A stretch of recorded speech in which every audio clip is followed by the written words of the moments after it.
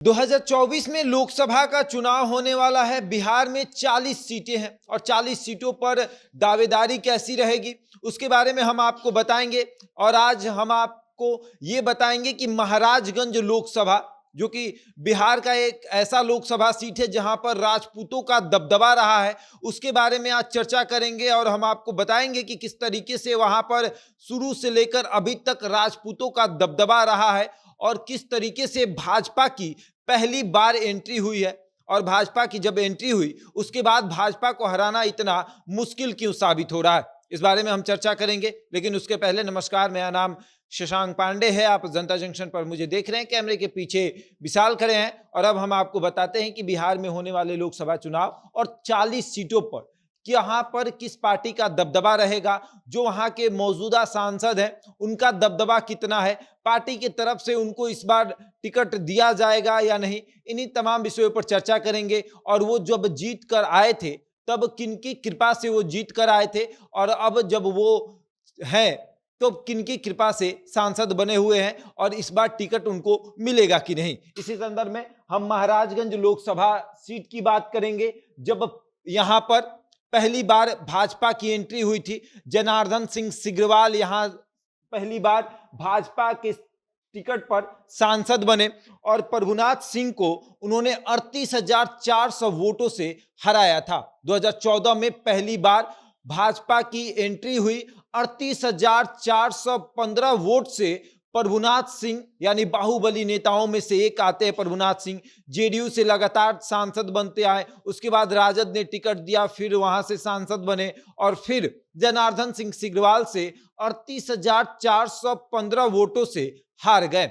और अब जनार्दन सिंह सिग्रीवाल वहां के सांसद हैं। 2014 में भी जीते और अब 2019 में भी वहां से जीतकर सांसद बने हुए हैं। और अब 2024 के चुनाव में क्या होगा, क्या जनार्दन सिंह सिग्रीवाल को वहां से टिकट मिलेगा? और जब जनार्दन सिंह सिग्रीवाल मैदान में उतरेंगे तो उनके सामने कौन रहेगा? लेकिन उसके पहले थोड़ा सा इतिहास जान लीजिए, महाराजगंज लोकसभा का इतिहास। 1996 से आपको बताएंगे, जब राम बहादुर सिंह वहां के सांसद बने। राम बहादुर सिंह जाति से राजपूत थे और समाजवादी जनता पार्टी से वो सांसद बने थे। राम बहादुर सिंह राजपूत और समाजवादी जनता पार्टी से सांसद बने। उसके बाद दिल्ली की सरकार गिर गई। 1998 में दिल्ली की सरकार गिरी और उपचुनाव हुआ। इस उपचुनाव में प्रभुनाथ सिंह वहां से जीत हासिल करते हैं। ये भी राजपूत और ये जीतते हैं उस समय समता पार्टी से। समता पार्टी रहती है और समता पार्टी से ये चुनाव जीतते हैं। और उसके बाद फिर 1999 में फिर चुनाव होता है और उसके बाद ये जेडीयू में चले जाते हैं और जेडीयू से चुनाव लड़ते हैं और फिर जीत कर आते हैं। फिर 2004 में भी जीतते हैं और 2009 में उमाशंकर सिंह राजद के जो है वो प्रभुनाथ सिंह को मात दे देते हैं और राजद की वहां पर दावेदारी हो जाती है। राजद की वहां पर पहली बार एंट्री उमाशंकर सिंह के माध्यम से होती है और उमाशंकर सिंह भी राजपूत कोटे से आते हैं, राजपूत हैं। और उसके बाद 2013 में उमाशंकर सिंह की मृत्यु हो जाती है और 2013 में वहां पर फिर से उपचुनाव होता है और प्रभुनाथ सिंह की फिर से एंट्री हो जाती है। लेकिन 2014 में जब चुनाव होता है, जब नरेंद्र मोदी का हवा चलता है, जब नरेंद्र मोदी की हर जगह बातें होने लगती है, हर जगह ये कहा जाता है कि केंद्र में एक ऐसी सरकार आने वाली है जो बहुत काम करेगी और नरेंद्र मोदी के नाम पर, भाजपा के नाम पर जनार्दन सिंह सिग्रीवाल, जो कि छपरा के विधायक रहते हैं, वो अपना भाग आजमाते हैं और महाराजगंज लोकसभा से सांसद बन जाते हैं। 2014 में ये प्रभुनाथ सिंह को 38,415 वोटों से हराते हैं और उसके बाद फिर 2019 में प्रभुनाथ सिंह तो जेल चले जाते हैं, लेकिन प्रभुनाथ सिंह के बेटे रणधीर कुमार सिंह अपना किस्मत आजमाते हैं। रणधीर कुमार सिंह को राजद टिकट देती है और 2019 के चुनाव में रणधीर सिंह खूब चुनाव प्रचार करते हैं, खूब आगे बढ़ते हैं। लेकिन जनार्दन सिंह सिग्रीवाल के साथ युवा वोट रहता है और सबसे बड़ी बात कि इनके साथ राणा प्रताप सिंह का हाथ जो रहता है इनके सर पर रहता है, या फिर यूं कहें कि इनके साथ रहता है। राणा प्रताप सिंह उर्फ डब्लू सिंह, जो कि मांझी विधानसभा से आते हैं, लेकिन कहा यह जाता है कि पूरे महाराजगंज के युवाओं पर इनकी अच्छी खासी पकड़ है। राणा प्रताप सिंह जिधर चाहते हैं युवा उस तरफ रुख कर लेते हैं। और उसके बाद 2019 के लोकसभा चुनाव में यह देखा गया कि राणा प्रताप सिंह उर्फ डब्लू सिंह लगातार जनार्दन सिंह सिग्रीवाल के साथ कैंपेन करते हुए नजर आ रहे थे, लगातार जनार्दन सिंह सिग्रीवाल के साथ वोट मांगते हुए नजर आ रहे थे और एक यूथ आइकॉन की तरह इनके साथ काम कर रहे थे। और अब कहा यह जाता है कि 2019 का चुनाव जो है, जो कि काफी ज्यादा वोटों से जनार्दन सिंह सिग्रीवाल ने जीत हासिल की थी, उसका श्रेय राणा प्रताप सिंह उर्फ डब्लू सिंह को जाता है। और जनार्दन सिंह सिग्रीवाल मानते भी हैं कि युवा अगर हमारे साथ नहीं रहते तो 2019 का चुनाव हम नहीं जीतते। और अब राणा प्रताप सिंह तो भाजपा के साथ चले आए हैं, तो जनार्दन सिंह सिग्रीवाल का कहना है कि आगे और भी ज्यादा प्रदर्शन, अच्छा प्रदर्शन करेंगे। लेकिन एक बात समझिए कि रणधीर सिंह जो कि राजद के टिकट पर 2019 का चुनाव लड़ते हैं, 2,30,772 वोटों से चुनाव हार जाते हैं। और इस बार ये फिर से दावा कर रहे हैं कि राजद हमको फिर से टिकट देगी, हम फिर से मैदान में उतरेंगे और जनार्दन सिंह सिग्रीवाल को इस बार हरा देंगे। मैदान में ये दोनों रहेंगे, लड़ाई होगी। लेकिन एक बार और समझिए कि 2019 में तेजस्वी यादव के मामा साधु यादव भी मैदान में थे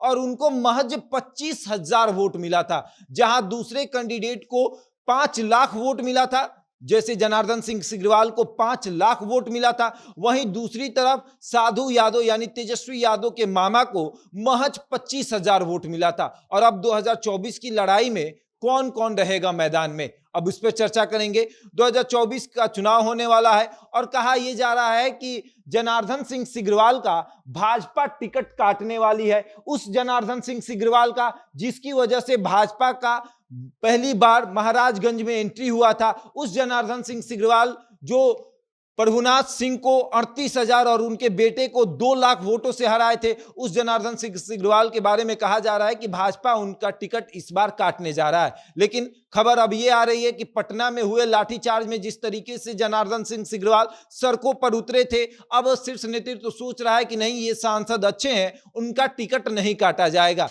लेकिन जनार्दन सिंह सिग्रीवाल अगर मैदान में रहेंगे तो उनके विरुद्ध में कौन कौन मैदान में रहेगा वो हम आपको बताते हैं। जनार्दन सिंह सिग्रीवाल इस बार अगर भाजपा के तरफ से मैदान में रहेंगे तो राजद के तरफ से प्रभुनाथ सिंह के बेटे रणधीर सिंह जरूर मैदान में रहेंगे। और अगर रणधीर सिंह और जनार्दन सिंह मैदान में रहेंगे तो उसके बाद निर्दलीय कहें या फिर ये कहें प्रशांत किशोर की पार्टी से सच्चिदानंद राय जो है वो मैदान में जरूर रहेंगे। सच्चिदानंद राय जो कि भाजपा के टिकट पर छपरा से एमएलसी रहे और उसके बाद भाजपा ने जब इनका टिकट काटा तो ये बगावत कर बैठे और निर्दलीय चुनाव लड़ लिए। निर्दलीय चुनाव लड़ने का फायदा इनको ये हुआ कि ये छपरा से फिर से एमएलसी बन गए और छपरा से ये एमएलसी हैं और अब कह रहे हैं कि महाराजगंज लोकसभा सीट से हम ताल ठोकेंगे, यानी चुनाव लड़ेंगे। और अगर महाराजगंज लोकसभा सीट से सच्चिदानंद राय चुनाव लड़ेंगे तो ये जाति से भूमिहार हैं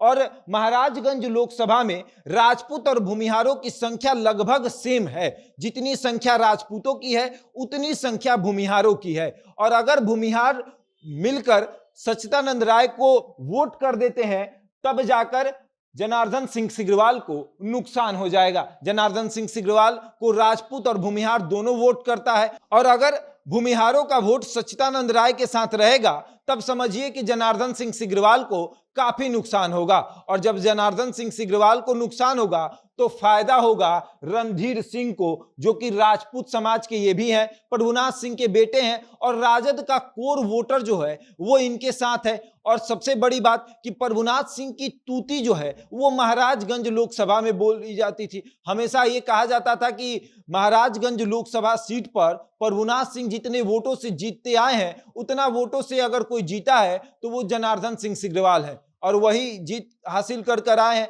और अब देखने वाली बात यह है कि जिस तरीके से 2024 में लड़ाई हो रही है एनडीए वर्सेस इंडिया, इस बार कौन मैदान में होगा, इंडिया के तरफ से और एनडीए के तरफ से मैदान में कौन उतरने वाला है। बहरहाल इस खबर में इतना ही, बने रहे हमारे साथ और देखते रहें जनता जंक्शन।